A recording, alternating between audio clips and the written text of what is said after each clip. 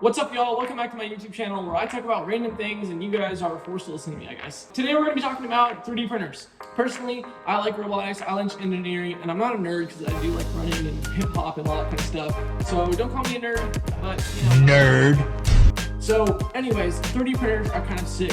And this is like a good introduction to engineering and just building and just learning how to create stuff with your 3D printer. For those of you who are like, what the heck is 3D printing? A 3D printer is basically a machine that has 3 axes. And so basically it can move up and down, it can move left and right, and from side to side. And on the tip of these axes is a little nozzle, and it extrudes a little tiny string of filament. And it extrudes them in layers, and it goes up and up and up until you build a 3D model like this one. And as you can see, there are tiny little layers in this one, and it goes up, up, up, up, up, until your model is completely printed. And so basically you can make so many different things with the 3D printer. You can print custom parts for your Nerf guns, you can print custom phone cases, you can print custom rings, you can print custom car parts, you can even print custom Mandalorian helmets or Star Wars helmets, as you can see right here, which you can also check out another video on my channel. So I got into 3D printing a couple of years ago, and I was like, hey, I want 3D printing to make my own Star Wars helmets.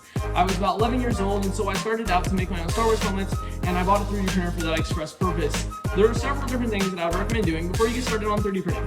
First is getting a slicer on your computer. If you don't know what a slicer is, basically it takes 3D models that you download from the internet or anywhere else, and it basically slices them into different layers for the 3D printer to parse and then print them out on the 3D printer. Several good slicers are Ultimaker Cura or the Bambu Labs slicer. Those are the ones I've used, and Ultimaker Cura is for any 3D printer, whereas the Bambu Labs slicer is used for generally Bambu Labs. Another thing I would recommend is getting maybe a 3D modeler program. I use Onshape, which is a cloud-based program, and you can model so many different things. I model stuff for robotics and just custom parts on Onshape, and it's really helpful if you need to make some random custom part for your car or some random hanger or something, and you can use this program to design your parts, and then you can download the STL, take it to your slicer, and print it on your 3D printer, and it's the most awesome feeling whenever you design something and see it come to fruition on the 3D printer bed. The third thing I would recommend is getting to know your 3D printer and just getting to know how it works, because if you just buy a 3D printer and expect it to just run on its own, sorry, but you're kind of mistaken. So what do you need to know?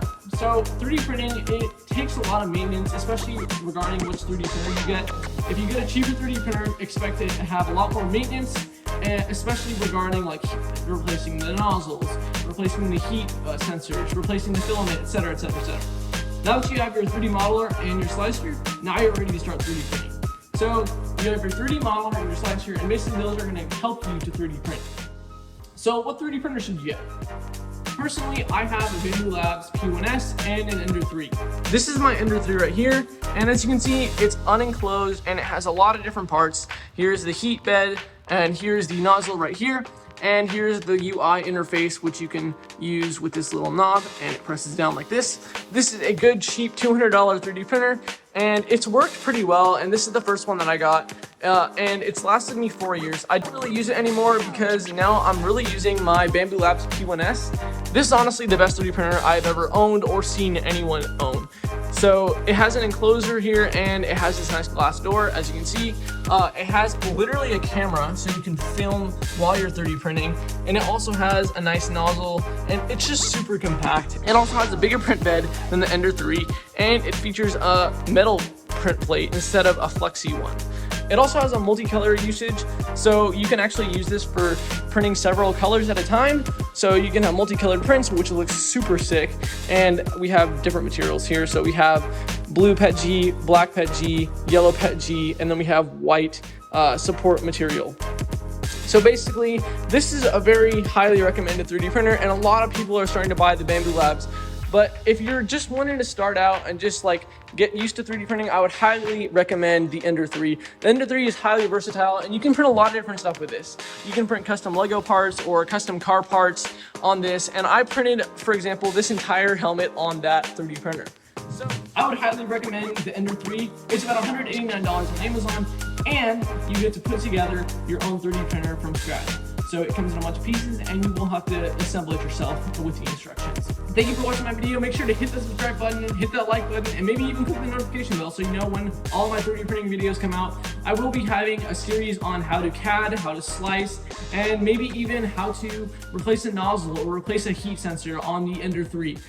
So thank you guys for watching and have a great day.